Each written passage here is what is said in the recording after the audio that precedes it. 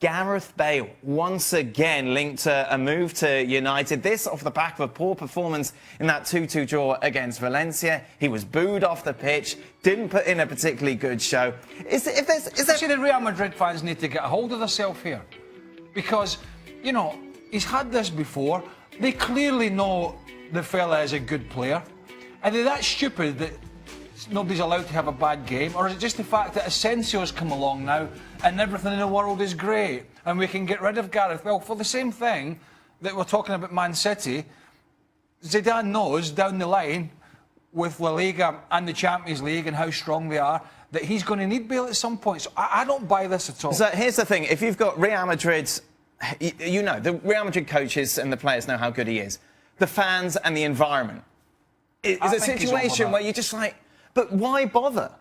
You know, you've got them saying every day, Isco should play, Asensio should play. Why don't you come to England as like a returning hero, if you like? Asensio's doing great at the moment. He's potentially got a fantastic future.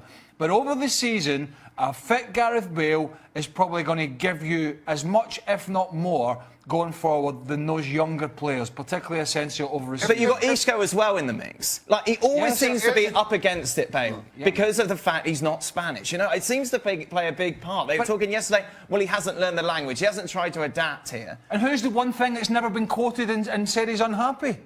Gareth Bale. Look, everybody else is saying that. I'm just saying, if it was you... If I'm Gareth Bale, and I'm sitting in that Real Madrid dressing room, and kind of seeing how things are developed. Never mind the reaction of the crowd. I'm 28 years old. I still think I've got another couple of years. I'm sure that's what Zidane is saying there. You also witnessed this same Real Madrid crowd over the last 12 months whistle Karim Benzema, whistle Cristiano Ronaldo. So now all of a sudden they're whistling me. I don't see that as being an issue. Here's the big problem. Here's the problem. If you understand the Real Madrid fans... My point is, and never mind, you understand the fickle nature of that fan base in particular. No. It's 6 months ago they were whistling Cristiano Ronaldo. So you understand there's only a matter of time, there's only a couple of performances before that changes. I'm not put off by this. Not this early into this transition, if you want to call it that. If it doesn't change, though, then that's a completely different story. Because, listen, I've never been booed by my home fans, but I can't imagine anything worse as a football player as being booed by your own. I mean, how bad is that? Wow. So he's got... So it would play a part in your decision making. Absolutely. It's not as bad as you think. It's not as bad as you think, Stevie. Just because you're not being booed by your own fans, all right? Stuff you. Craig, you get booed walking in your own home.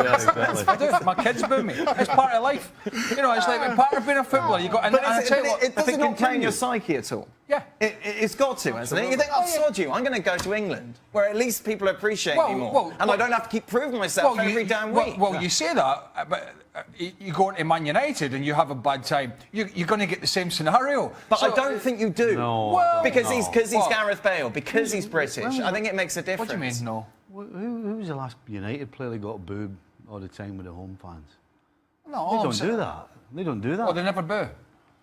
Man United fans never boo their own player. No, never. They're just perfect. Liverpool fans never boo their own players. Not constantly.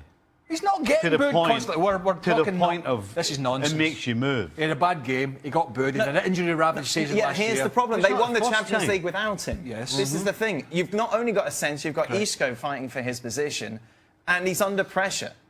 And I'm just saying, just from a player's point of view, is there not just part of you that just thinks, you know what? I'm going to go. I'm living in Madrid. It's great. I'm playing for a great club. I could win the Champions League 3 times in a row. Ronaldo's not getting any younger either. The youngsters in Asensio and other players will be up and down because that's what youngsters do. I need to get myself fit if I'm Gareth Bale, and I need to get my head down and fight for my place. I would not be looking to go back to the Premier League and Man United or anybody else if I was him. No. At this point, absolutely not. Too soon, in my opinion. He's won 3 Champions League. It'll go back as a... Do you want him out? Sorry? Do you want him out? I don't want him out, but I understand why, if I was in his position, I'd just say, you know what, I'm going to leave. If they're sustained over the next 5 or 6 months, yes. Maybe come January, you start thinking that way. But at this point, no.